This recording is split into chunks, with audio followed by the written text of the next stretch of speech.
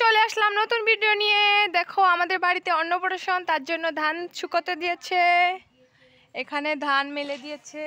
তো অন্নপ্রাশন জন্য কি কি আনা হলো, তো ধান তো শুকনো করা হয়ে গেছে, এখন উঠাতে লাগবে এগুলো। দেখো এখানে এখানে লঙ্কা শুকোতে দিয়েছে, এগুলো জিরা, এগুলা কি বলো তো, এগুলা ঠিক নামটা জানি না, মনে পড়ছে না। এগুলো হলো রান্ধনি।